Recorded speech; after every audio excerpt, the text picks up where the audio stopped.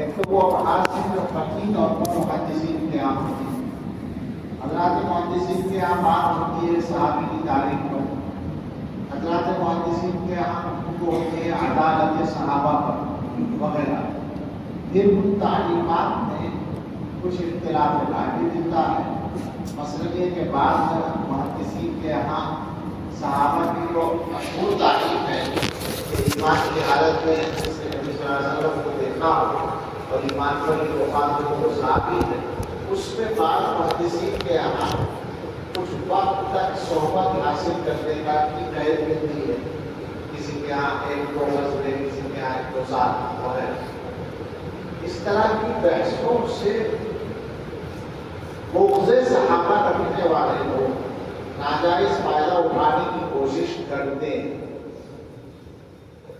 اور اس کے علاوہ دنیا میں جو عام طور پر اصول رائج ہیں جو عام انسانوں کے لیے، ذرا اس نقطے کو بھی غور سے سمجھنا کہ عام انسانوں پر حکم لگانے کے سلسلے میں کچھ چیزیں رائج ہیں. مثلا یہ کہ کوئی بھی آدمی ہو صحابہ کے علاوہ، اس کی عدالت پر بھی بحث ہوگی، اس کے اوپر اگر کوئی جرح ہے تو وہ جرح بھی کی جائے گی، اور وہ سب دینی ضرورت کے لیے ہوگا. یہ جو علم اسماء الرجال کیا ہے؟ دینی ضرورت کے لیے، دین کی حفاظت کے لیے رجال پر گفتگو ہے. کسی کا عیب بیان کیا جا رہا ہے تو وہ جھوٹ بولتا تھا، کسی کا عیب بیان کیا جا رہا ہے تو کہاں کا کنٹرول تھا وغیرہ وغیرہ، کسی کا اور کچھ. تو یہ غیبت نہیں تھی بلکہ دین کی حفاظت کے لیے انسانوں پر کلام تھا.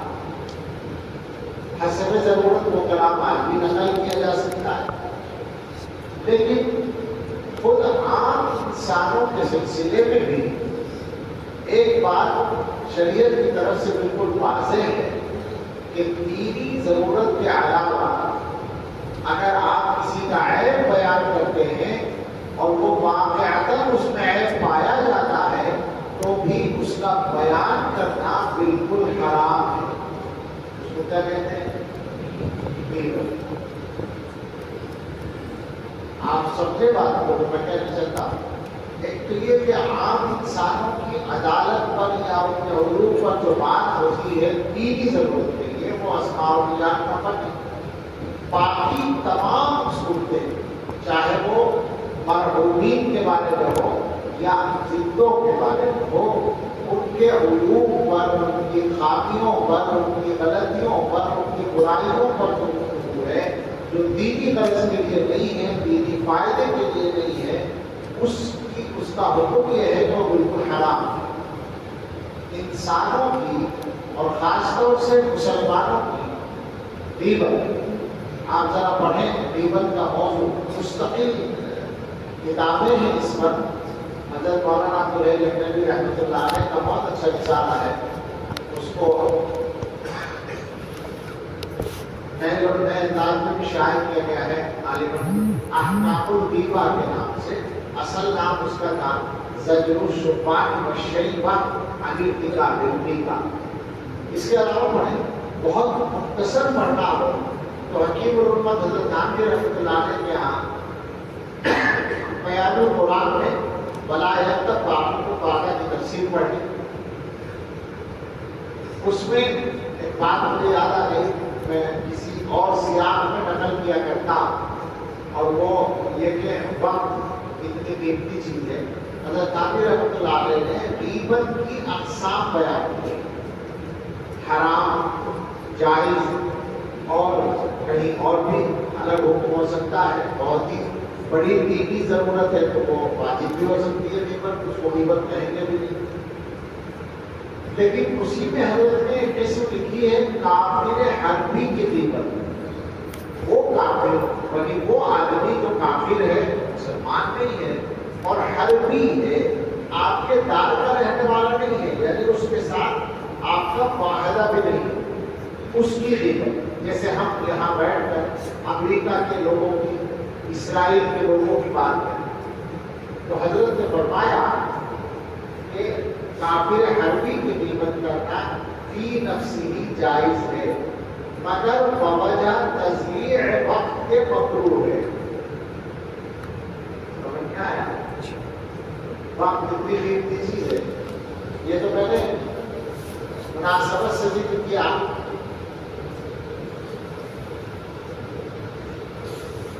اصل تو یہ کہنا تھا کہ غیبت کے احکام پر تفصیل دیکھیں گے آپ تو یہ ملے گا.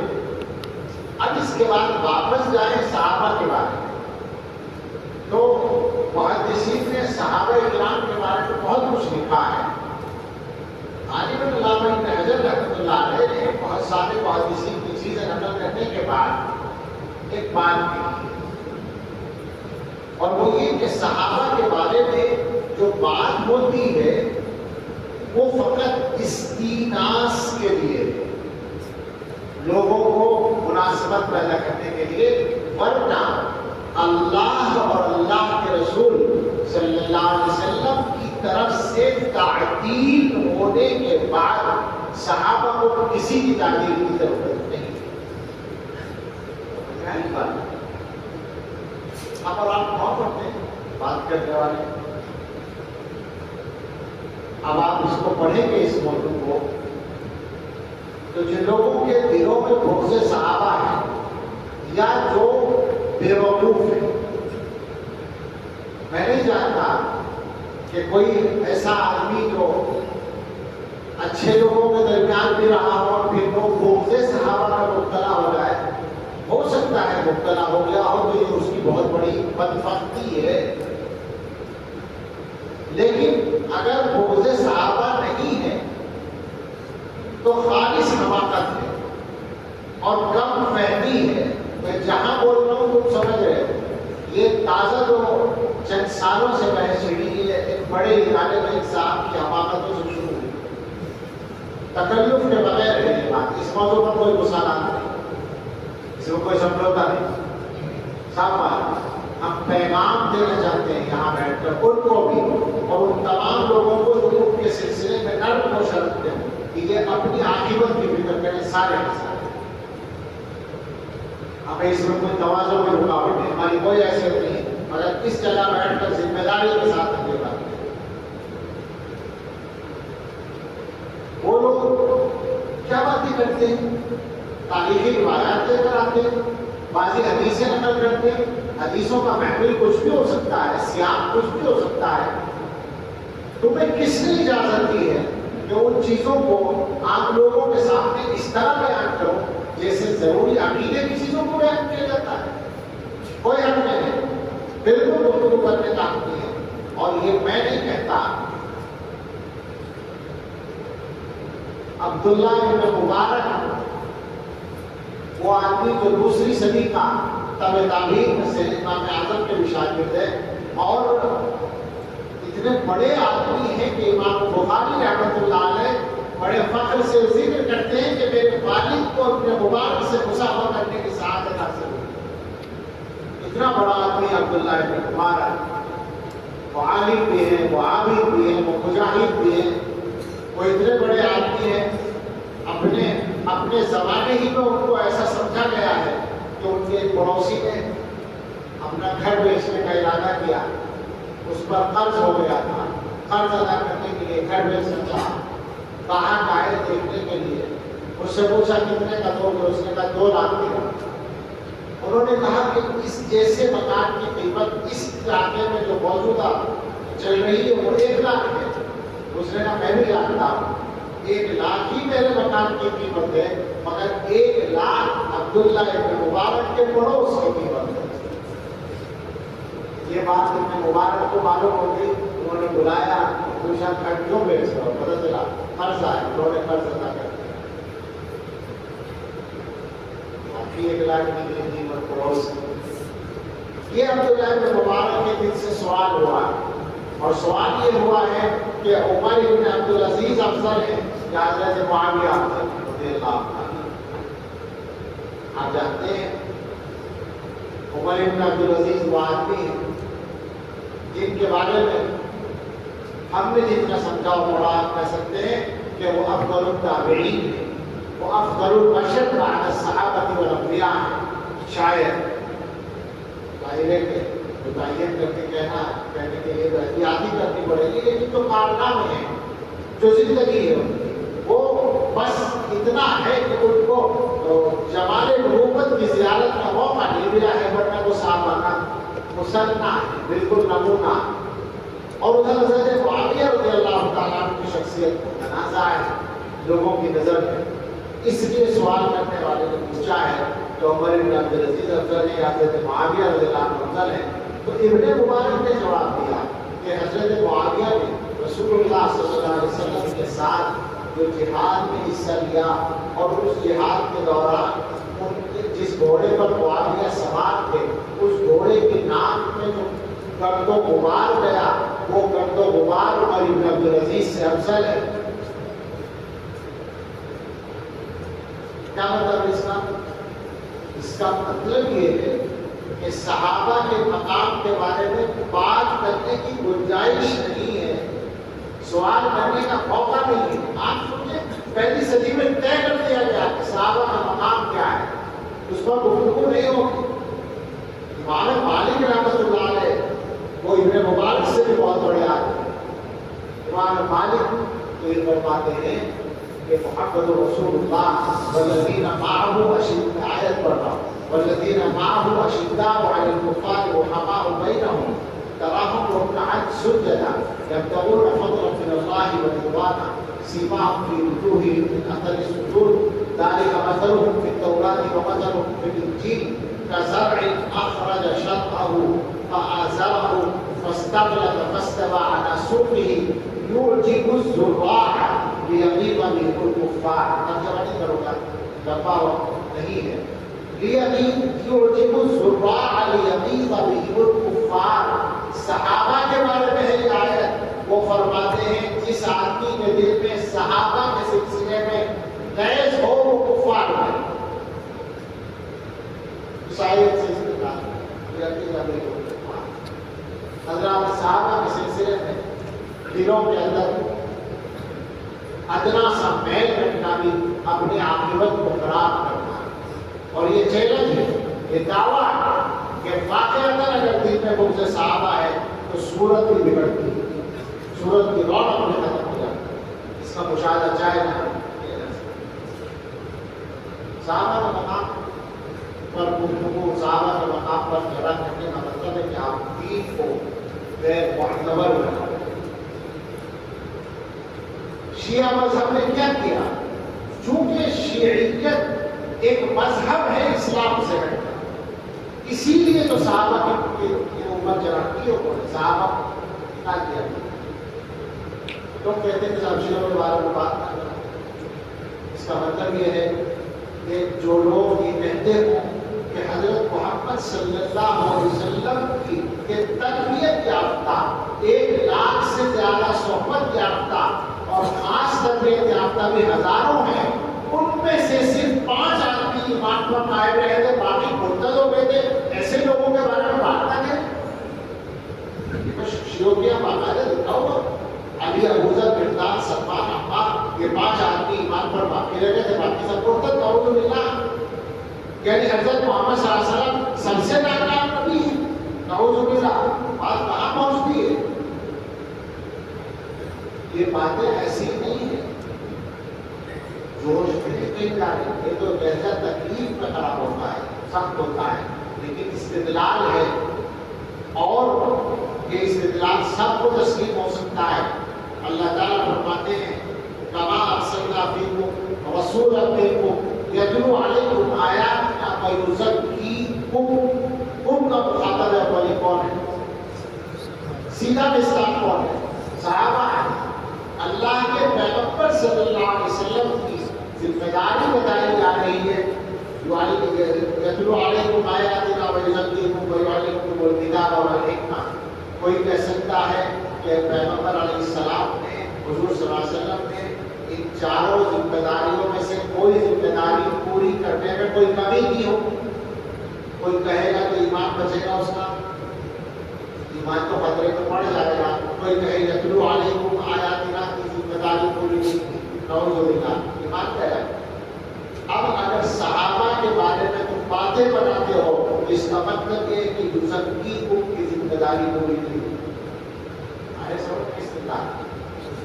صحابہ کے بارے میں، ان کے کردار کے بارے میں بات کرنے کا مطلب یہ ہے کہ نبی صلی اللہ تعالیٰ علیہ وسلم کی جو ذمہ داری تھی یزکیکم والی، وہ پوری نہیں ہوئی تو بات نہ پہنچ رہی ہے، ایمان بچے گا کیا؟ آسان بات نہیں۔ لہٰذا لگام دے کر رکھیں لوگ اپنی زبانوں پر۔ یہ تو ایک ایسا زمانہ آیا ہے کہ ہر کس و ناقص کچھ بھی بول دے اور ہر غلط بات چلا دی جائے، چل جاتی ہے، کچھ لوگ اس کے ماننے والے گر جاتے ہیں، لیکن اس کی حیثیت فقط اتنی ہے جیسے کہاوت ہے بالکل لسان کی تبدیلی بڑی چیز کا کوئی اٹھانے والا بن جاتا ہے، اس سے زیادہ کوئی حیثیت نہیں آتی۔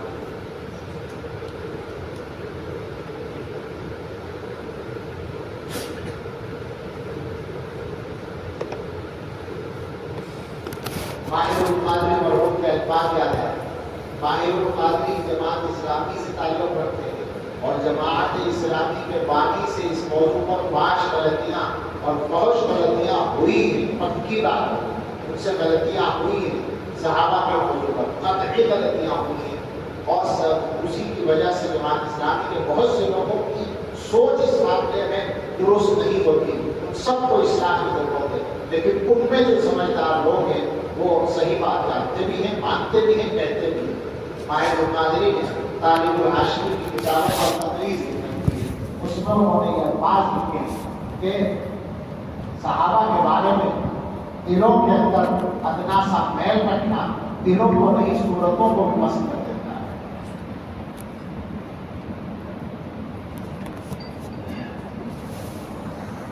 چلیے صاحب، ایک بات اور ہے، بعض لوگوں کو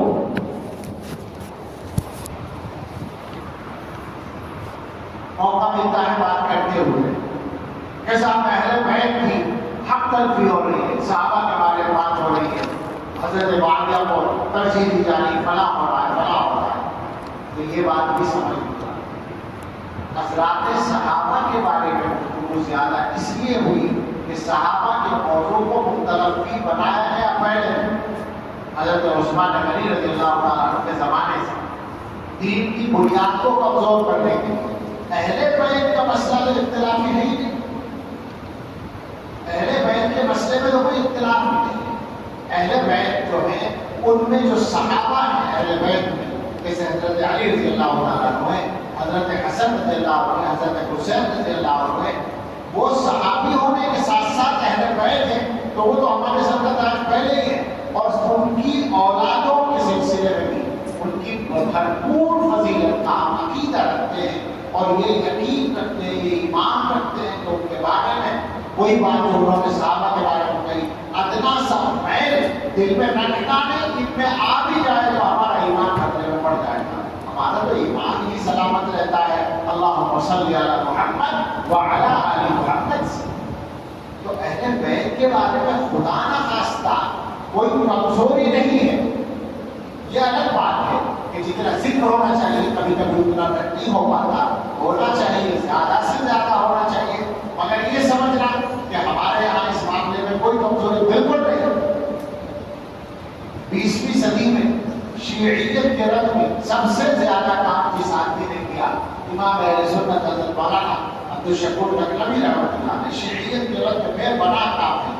انہوں نے یہ الفاظ لکھ رکھے ہیں کہ حضرت معاویہ رضی اللہ تعالیٰ عنہ اور حضرت علی رضی اللہ عنہ کے درمیان فضیلتوں میں اتنا فرق ہے کہ حضرت معاویہ کو ان کے صف نعال میں جگہ مل جائے تو ان کی سعادت۔ یہ بات مولانا عبدالشکور صاحب حضرت معاویہ کی ساری فضیلتیں تسلیم کرنے کے بعد حضرت علی رضی اللہ عنہ کے ماننے کا جو ڈھنڈورا پیٹنے والا طبقہ ہے اس کے رد میں ساری زندگی لگانے کے بعد یہ اعتدال ہے کہ حضرت علی رضی اللہ عنہ کی فضیلت کو اس طرح بیان کیا، یہ ہمارا عقیدہ ہے۔ اور ایک جملہ میں بہت اہم مجلس میں عمل کر رہا تھا اور وہ میرا ہم سب ہمارے بزرگ جن کا میں پہلے تذکرہ کر چکا ہوں، حضرت گوئی رحمۃ اللہ علیہ کے پوتے حضرت مولانا محمد بشیر رحمۃ اللہ علیہ ان سے ان کی صحبت میں مجھے رہنے کا موقع ملا، تو وہ اردو پر یا عربی معلوم ہوتی تھی. اب میں نہیں جانتا یہ الفاظ ان کے ہیں یا کسی اور کے ہیں، لیکن سنے میں نبی سے ہیں. وہ فرماتے تھے کہ ہمارا یعنی علماء دیوبند کا عقیدہ اور مذہب اور ذہن یہ ہے، سوچ یہ ہے، فکر یہ ہے کہ اہل بیت اطہار، اہل بیت اطہار سب کے سب، شاید میں نے سنا، تقی القلب، تقی الباطن، صفی الاخلاق، ذکی النسبہ، عالم نسب، راضی مرضی عند اللہ، محفوظ بالله. اس لیے اہل بیت کا نام لے کر صحابہ کے بارے میں بات کرنے کا راستہ نہ ڈھونڈا جائے. چلیے صاحب فضل و ابی بکر صدیق رضی اللہ عنہ قسم کھائی جا سکتی ہے. مناسبتیں ہوتی ہیں لوگوں کو، میں اپنی سعادت سمجھ کر یہ بات کہتا ہوں. اب جیسے اگر ایک عرب آدمی بھی بات کہیں تو صدیق اکبر کی فضیلت میں کوئی اضافہ نہیں ہوتا، لیکن ہم اپنی آنکھوں کو سدھارنے کے لیے کہتے ہیں کہ طبعی مناسبت جس کو کہتے ہیں وہ صدیق اکبر سے محسوس ہوتی ہے. سب سے زیادہ محبت، فضیلت تو معلومی ہے، فضیلت تو مقررہ چیز ہے، وہ طے شدہ چیز ہے، لیکن تو مناسبت اور محبت جو کیفیت ہے وہ ابو بکر صدیق ہے. جس حضرت عمر فاروق رضی اللہ عنہ کے کارناموں کے بغیر اسلامی تعلیم ادھوری رہ جائے گی، مگر ہم یہ مانتے ہیں کہ عمر فاروق کے سارے کارنامے خلافت صدیقی کا نتیجہ بڑے عام، اور خلافت صدیقی یہ ضمیمہ ہے، وہ تکمیل ہے حضور صلی اللہ علیہ وسلم کے کام. صحابہ نے کہا ہے، ہم نے نہیں کہا، صحابہ نے کہا ہے واللہ امام مقام الانبیاء. ابو بکر نے انبیاء کی جانشینی کا حق ادا کیا، مقام انبیاء بنتے ہیں.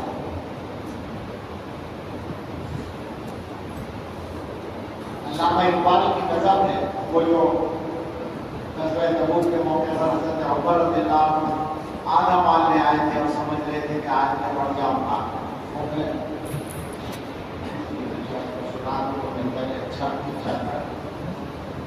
بعد نے کہا فضیلت میں تو بہت کچھ آ گیا، یہ اردو میں شاندار چیز ہے. ایک دن رسول پاک سے اصحاب نے کہا دین مال راہ حق میں بہتوں کے مالدار. ارشاد سن کے فرد طرف سے عمر اٹھے، اس روز ان کے واسطے درہم کئی ہزار. دل میں یہ کہہ رہے تھے کہ صدیق سے ضرور بڑھ کر رہے گا، آج بڑھ کر رکھے گا آج قدر میرا راکوار. لائے عرض کے حال رسول ابھی کے پاس، ایثار کی ہے دست نگر ابتدائے کار. پوچھا حضور سرور عالم نے اے عمر، اے وہ کہ جو شہر سے تیرے دل کو نے قرار رکھا ہے، کچھ عیال کی خاطر بھی تو نے کیا؟ مسلم ہے اپنے خیش و اقارب کا حق گزار. کی عرض حضرت عمر کی عرض اس مال ہے فرزند و زن کا حق، باقی جو ہے وہ ملت بیضا میں ہے حساب. اتنے میں وہ رفیق نبوت بھی آ گیا، اتنے میں وہ رفیق نبوت بھی آ گیا جس سے بنائے محمد کے استوار لے آیا اپنے ساتھ وہ مرد وفا سرشت. ہر چیز جس سے چشم جہاں میں ہو اعتبار. دل کے یقین و درہم و دینار و رخت و جنس، اسم قبر سموش شدر و قاتل و دماغ. بولے حضور چاہیے فکر عیال بھی، کہنے لگا وہ عشق و محبت کا رازدار. اے تجھ سے کی نئے مہو انفق فروغ کی، اے تیری ذات باعث سے تکمیل روزگار. پروانے کو چراغ ہے، پروانے کو چراغ ہے، بلبل کو پھول بس مطلب کا. پروانے کو چراغ ہے، بلبل کو پھول بس. صدیق کے لیے ہے خدا کا رسول. یہ ہے صدیق اکبر رضی اللہ تعالیٰ. بہت کچھ ہے، بہت کچھ ہے فضیلت میں. ہمارے حضرت کے موضوع پر بیان کرتے ہیں، ان کی کتابوں میں موجود ہے وہ بیان، اور وہ بڑوں سے نقل کیا ہے. اس کا خلاصہ یہ ہے کہ رسول اللہ صلی اللہ تعالیٰ علیہ وسلم کے ساتھ ہر اعتبار سے اشبہ الناس ہے صدیق اکبر رضی اللہ تعالیٰ. اخلاق میں، کردار میں، مزاج میں، قربانیوں میں اور اس کے علاوہ غیر اختیاری چیزوں میں، مثلا یہ کہ حضور کے نماز سے صحابی ہیں تو عید کے نماز سے بھی صحابی ہیں، اور حضور کے داماد صحابی ہیں تو عید کے داماد بھی صحابی ہیں، اور حضور کے غسل صحابی ہیں تو عید کے غسل بھی صحابی ہیں، اور کیا بہت ساری مناسبتیں جو غیر اختیاری ہیں وہ بھی بعینی مشابہتیں پائی جاتی ہیں۔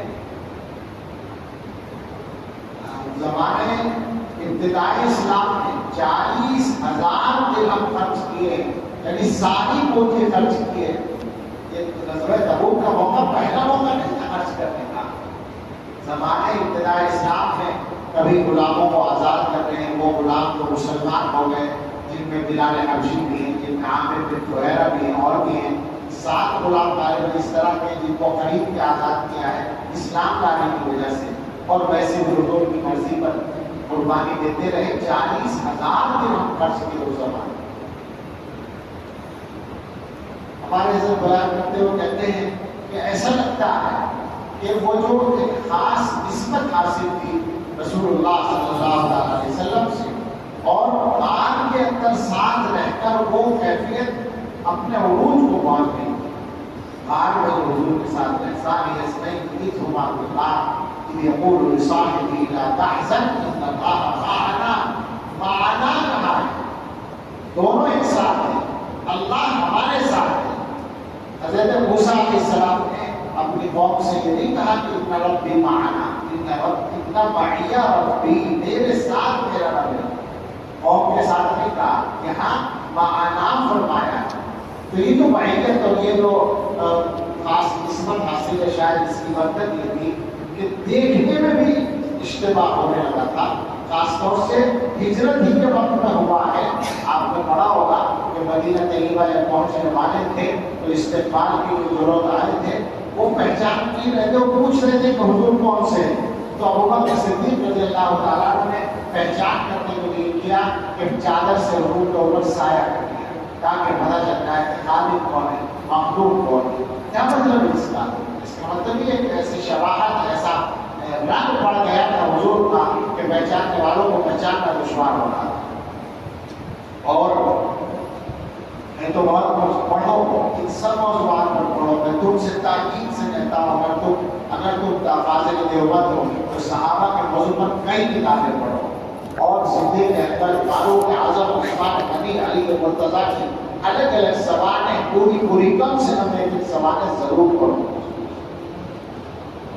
ایک بات کو کہہ کر بات ختم کرو، ہمارے حضرت مجدد الفسانی رحمۃ اللہ علیہ جو الگ انداز کی باتیں کرتے ہیں، وہ یہ فرماتے ہیں کہ جنت میں ابوبکر صدیق رضی اللہ تعالیٰ عنہ ہم خانہ رسول ہوں گے۔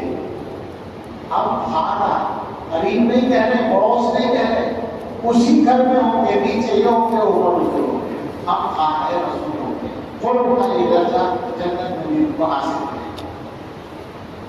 چلیے سے آپ کچھ تو ہو جائے حضرت عبداللہ اللہ تعالیٰ سے روایت جو فرماتے رسول اللہ صلی اللہ علیہ وسلم نے ارشاد فرمایا،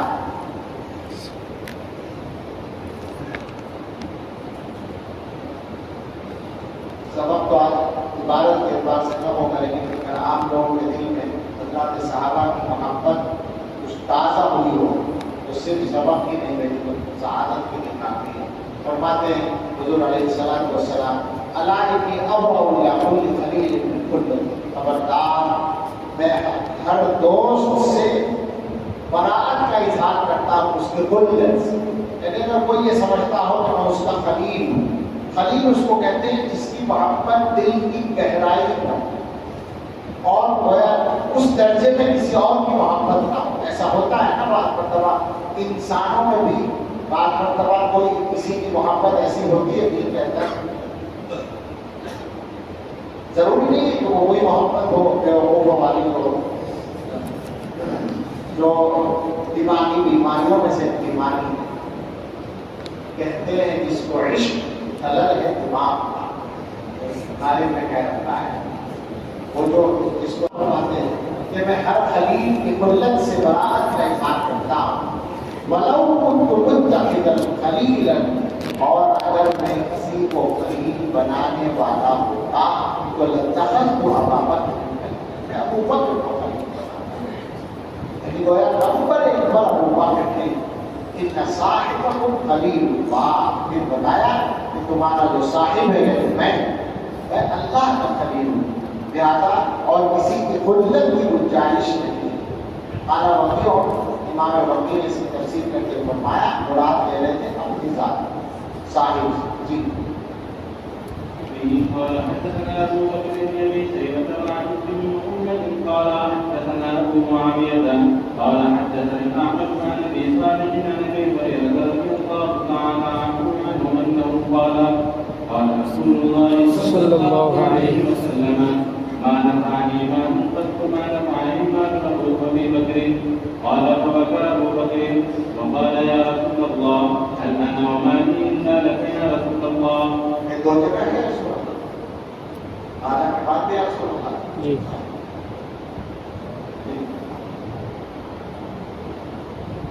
حضرت ابو ہریرہ رضی اللہ تعالیٰ عنہ سے روایت جو فرماتے ہیں رسول اللہ صلی اللہ علیہ وسلم نے فرمایا مجھے کسی مال نے نفع نہیں دیا جتنا نفع مجھے ابو بکر کے مال نے دیا. حضرت ابو ہریرہ فرماتے ہیں فبکا ابو بکر، اس پر ابو بکر صدیق رونے لگے اور کہنے لگے یا رسول اللہ کیا میں اور میرا مال آپ ہی کا نہیں ہے، یعنی میں جو کچھ بھی ہوں میرا مال جو سب آپ ہی کا ہے، تو آپ ایسی بات کیوں کہتے ہیں. جی وفيه قال حدثنا هشام بن عمار قال حدثنا سفيان عن الحسن بن عمارة عن فراس عن الشعبي عن الحارث بن مالك رضي الله تعالى عنه انه قال قال رسول الله صلى الله عليه وسلم ابو بكر وعمر سيدا كل اهل الجنة من الاولين والاخرين ان النبيين والمرسلين لا تنفق ما يعرف ما لا ما حجه.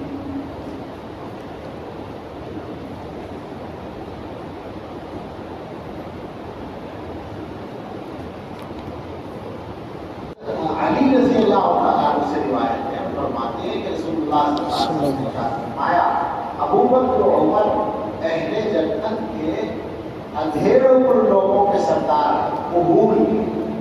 مراد یہ ہے کہ جوانوں کے علاوہ جو اہل جنت میں لوگ ہوں گے، ویسے تو سارے اہل جنت جوانی ہوں گے، جوانی کی شکل میں ہوں گے، لیکن جو دنیا میں بڑی عمر کے لوگ تھے وہ مراد ہیں، ان کے سردار ہیں اولی و آخرین میں سے سوائے نبیین و مرسلین. لا تخبرهما یا علی ما دام حیین، اور اے علی اس کی خبر ان دونوں کو مت دینا جب تک وہ زندہ رہیں، یعنی موت کے بعد خبر دے دینا. موت کے بعد تو خبر دینے کا کوئی سوال ہی نہیں ہے. مراد یہ ہے کہ بس خبر دینے سے منع کیا کہ ان کو اپنی طرف سے وہ جاکر مت بنا. یہ ایک طرح کی احتیاط بھی ہو سکتی ہے کسی بھی مسئلہ سے، یہ بھی کہ وہی انسان ہے، ان کے دل میں اپنی خصوصیت کا احساس بھی نہ پیدا ہو. وفيه قال حدثنا بن محمد وعبد بن عبد الله قال حدثنا وكيع قال حدثنا الاعمش عن ابي بن سعد عن ابي سعيد الخدري رضي الله تعالى عنه انه قال قال رسول الله صلى الله عليه وسلم ان اهل الدرجات العلى يراهم من اسفل منهم كما يرى الكوكب الطالع في الافق من افاق السماء وان ابا بكر وعمر منهم وانعما. حضرت ابو سعید خدری رضی اللہ تعالیٰ عنہ سے روایت ہے، فرماتے ہیں کہ رسول اللہ صلی اللہ علیہ وسلم نے ارشاد فرمایا بلند درجات والوں کو ان سے نیچے والے لوگ ایسے دیکھیں گے جیسے افق میں طلوع ہونے والا ستارہ دیکھا جاتا ہے آسمان کے کناروں سے، اطراف سے، آسمان کے اطراف میں سے کسی افق میں طلوع ہونے والا ستارہ دیکھا جاتا ہے. تو اور ابو بکر و عمر انہی میں سے ہیں، درجات اولیاء والوں میں سے، وانعما اور مزید فضیلت و برکت والے. انعما تسمیہ ہے انعما کا، گویا کہ زیادہ یہ لوگ اور زیادہ نعمتوں والے یا فضیلت والے. جی وبه قال حدثنا علي بن محمد قال حدثنا وكيع قال وحدثنا محمد بن بشار قال حدثنا محمد قال حدثنا سفيان عن عبد الملك بن عمير عن مولى ربيع بن حراش عن ربيع بن حراش عن حذيفة بن يمان رضي الله تعالى عنه أنه قال قال رسول الله صلى الله عليه وسلم إني لا أدري ما قدر بقائي فيكم فاقتلوا بالذين من بعد ما شاء إلى بكر وعمر. حضرت حذیفہ بن یمان رضی اللہ تعالیٰ عنہ سے روایت ہے اور فرماتے ہیں رسول اللہ صلی اللہ علیہ وسلم نے ارشاد فرمایا میں نہیں جانتا کہ میرا تمہارے درمیان رہنے کا وقت کتنا ہے تو ان دونوں کی ابتدا کرو جو میرے بعد ہیں. اور اشارہ کیا ابو بکر عمر رضی اللہ عنہ کی طرف یہ خلافت کا اشارہ ہے. جلدی سے پڑھ لیں جلدی سے. وبه قال حدثنا علي بن محمد قال حدثنا يحيى بن آدم قال حدثنا ابن المبارك عن عمر بن سعيد بن ابي حسين عن ابن ابي مليكة قال سمعت ابن عباس رضي الله عنه عمر رضی اللہ تعالیٰ کو کی چارپائی پر رکھا گیا شہادت کے بعد. حضرت عمر کی بات کر رہے ہیں فضیلت آ رہی ہے دونوں کی ابو بکر عمر. تو ایک طرف ابو ناس ان کو لوگوں نے گھیر لیا یعنی ان کی چارپائی کے چاروں طرف جیسے کھڑے ہوتے ہیں لوگ یا تو رونا بھائی ان کے لیے دعا کرنے لگے اور رحمت بھیجنے لگے یا یوں کہا یوسلونا بھائی علیہ ان کی تعریف کرنے لگے اور ان کے لیے دعا رحمت کرنے لگے لوگ.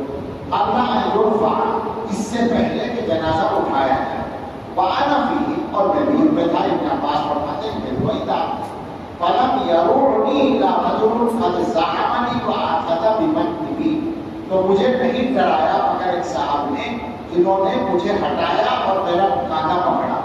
ڈرانے کا مطلب یہ ہے کہ پیچھے سے ایک صاحب آیا اور جیسے گویا مجھے دھکیلا انہوں نے اور کانٹا پکڑ کے ہٹایا. دیکھا تو وہ حضرت علی رضی اللہ عنہ کیونکہ ابن عباس چھوٹے بھائی ہیں نا جگہدار بھائی ہیں اور چھوٹے ہیں تو حضرت علی ادھر سے آئے دیکھا ابن عباس کھڑے تو ان کو کر کے ہٹایا آگے بڑھ کے. فالتفت میں متوجہ ہوا دیکھا تو علی بن ابی طالب تھے رضی اللہ عنہ. فترحم علی عمر تو انہوں نے حضرت عمر رضی اللہ عنہ کے لیے دعائے رحمت پھر فرمایا ما خلفت احدا احب الی ان القى الله بمثل عمله منك. آپ نے کوئی ایسا آدمی نہیں چھوڑا کہ اس جیسے اس کے عمل جیسے عمل کے ساتھ میں اللہ سے ملنا زیادہ پسند کروں آپ کے مقابلے. عجیب بات ہے کیا بلاغت ہے حضرت علی رضی اللہ عنہ کی کہ کسی کوئی ایسا آدمی آپ کے بعد نہیں ہے کہ اس جیسے عمل کی میں تمنا کروں کہ ایسا عمل میرا ہو. واحد اللہ کی قسم میں یقین رکھتا تھا کہ میں یقین جانتا تھا کہ آپ کو اللہ تعالیٰ آپ کے صاحبین کے ساتھ آپ کے دونوں ساتھیوں کے ساتھ یعنی رسول اللہ صلی اللہ علیہ وسلم اور ابو بکر صدیق کے ساتھ رکھے گا. اور یہ اس وجہ سے کہ میں اکثر یہ بات سنتا تھا نبی صلی اللہ علیہ وسلم سے آپ فرماتے تھے میں گیا اور ابو بکر عمر گئے, میں داخل ہوا اور ابو بکر عمر داخل ہوئے, میں نکلا اور ابو بکر عمر نکلے. یعنی مطلب یہ ہے کہ رسول اللہ صلی اللہ علیہ وسلم اپنے ساتھ آپ دونوں کا نام لیتے تھے. فقط تو مجھے یقین تھا کہ آپ کو اللہ تعالیٰ آپ کے دونوں ساتھیوں کے ساتھ رکھے گا. بخاری اور مسلم کی روایت, بخاری مسلم میں بھی روایت تھی. حضرت عمر رضی اللہ عنہ سے روایت ہے, وہ فرماتے ہیں کہ رسول اللہ صلی اللہ علیہ وسلم باہر نکلے حضرت ابو بکر عمر رضی اللہ عنہ کے درمیان, ایک طرف کو ایک طرف کو, تو آپ نے فرمایا کہ آپ کے ذاتی معصوم ہم اسی طرح قیامت کو اٹھائے جائیں.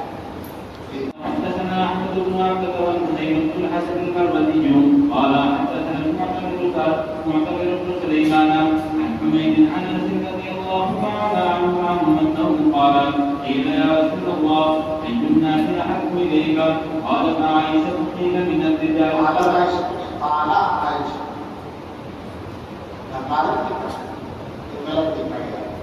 قال حضور نے فرمایا عائشہ قال مقول عائشة قيل من الرجال قال ابوها حضرت یا رسول اللہ لوگوں میں آپ کو سب سے زیادہ محبوب کون ہے؟ آپ نے فرمایا عائشہ, عائشہ محبوب ہے.